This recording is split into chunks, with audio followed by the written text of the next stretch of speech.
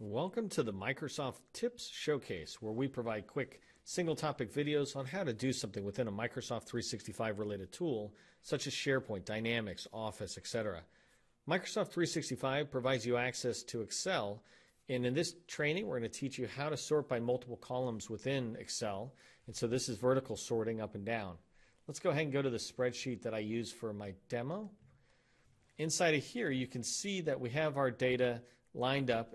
And I want to show you a couple of different ways on just the standard sorting before I show you the multiple columns on sorting. So there's multiple ways you can do sorting. Right here I have an auto filter on, and if you have that on, you can just click on this and hit A to Z or Z to A, and that'll let you sort. So if I do that, you'll notice it's now sorting correctly. I'm going to undo so we can keep coming back. That's one way of sorting. The next way of sorting is on the ribbon, so the home ribbon. If you come all the way across the home ribbon, you'll see it has a sort section within the editing command group. So if you click on that, you'll see sort A to Z, or you can do descending, which is Z to A, or you can do custom sort, which I'll show you in a second. So right here, you'll notice if I do Z to A, it's just sorted on the column that I had highlighted, and it just did reverse sorting from Z to A.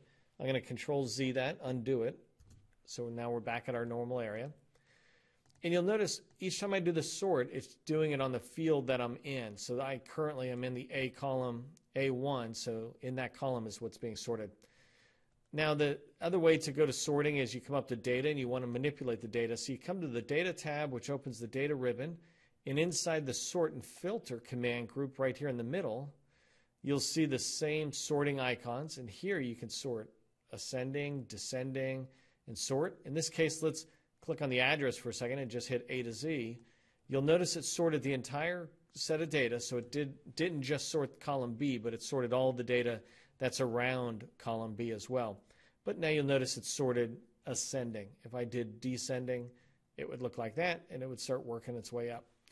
I'm going to undo that and take us back. So as a reminder, there's multiple ways you can do sort, but what we're going to show you now is how to sort on multiple columns. So let's take city and state. I might come in here and say I want to sort by state, and now I have everything good to go, but you notice my cities aren't good to go.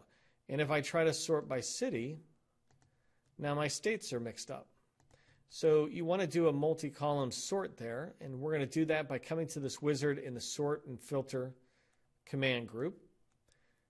It opens up a dialog box, and in here you'll notice right now it says, what do you want to sort by? And I want to sort by state, and the value is what you want to choose. You could choose color or some other stuff, but the value, what's in the cell, is what I want to sort by.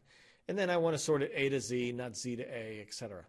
So that one's good to go. Now I want a second column, so I'm going to come up here to add a level, the button on the top left of the dialog box. When I press it, it gives me another row to fill out. So here I'm going to say city. Same thing, I want to keep sorting on values, and I want to do this A to Z. And I'm going to go ahead and press OK. And when I do, you'll notice that I'm sorted by state. Then within the state, I'm sorted by city.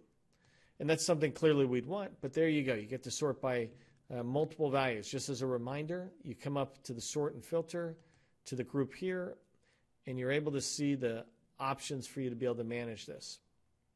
And that's how you can sort on multiple columns.